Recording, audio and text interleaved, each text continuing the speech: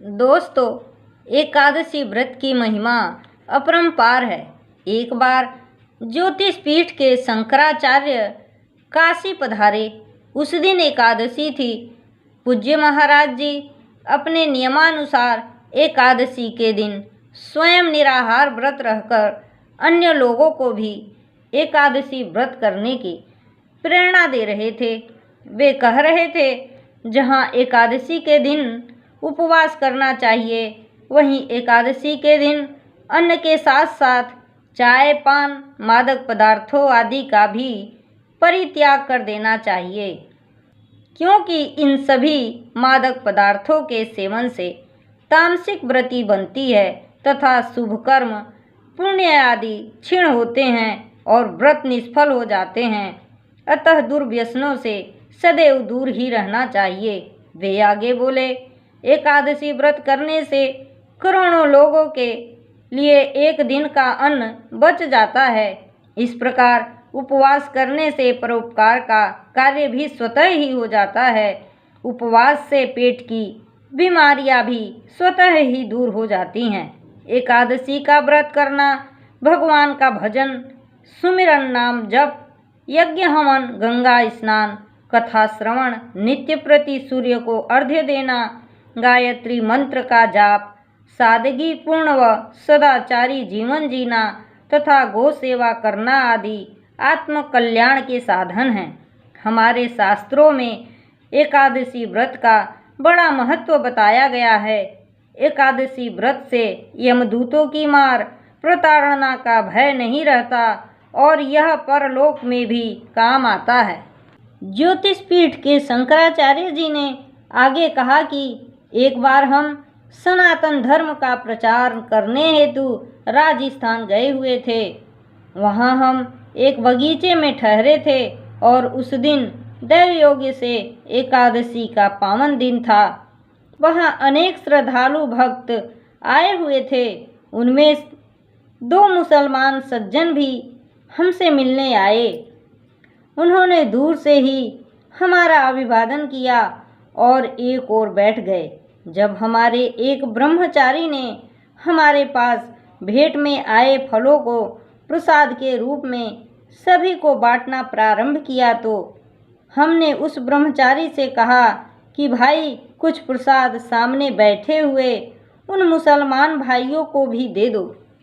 जब वह ब्रह्मचारी उन 2 मुसलमानों को प्रसाद देने लगा, तब बड़ी श्रद्धा भक्ति से हाथ जोड़कर उन दोनों ने कहा, महाराज जी, आज तो एकादशी का दिन है। हम दोनों ही एकादशी के दिन निर्जल व्रत करते हैं, इसीलिए आज हम कुछ भी ग्रहण नहीं करेंगे। उनके मुख से ऐसा सुनकर वहाँ बैठे सभी लोगों को बड़ा आश्चर्य हुआ। साथ ही सबने मन में यह जिज्ञासा भी हुई कि भला ये मुस्लिम भाई एकादशी व्रत क्यों और कैसे करते हैं। जिज्ञासा बस हमने उन दोनों को अपने पास बुलाया और पूछा, आप दोनों तो मुसलमान हैं, पर एकादशी व्रत कब से और कैसे करने लगे हैं, पूरी बात बताएं। तब उन दोनों ने अपने जीवन की एक आश्चर्यजनक एवं सत्य घटना सुनाते हुए बताया कि कैसे संयोगवश एकादशी के दिन निराहार रह जाने से किस प्रकार परलोक में यम की यातना से उनकी रक्षा हुई। उन्होंने बताया, हम दोनों मुसलमान हैं और गाड़ी चलाकर सामान ढोकर अपना गुजारा करते हैं।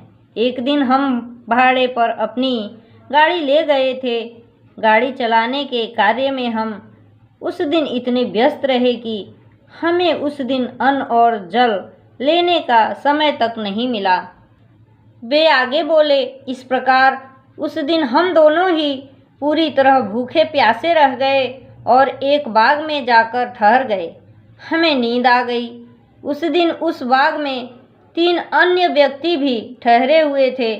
वे भोजन बनाकर खा रहे थे।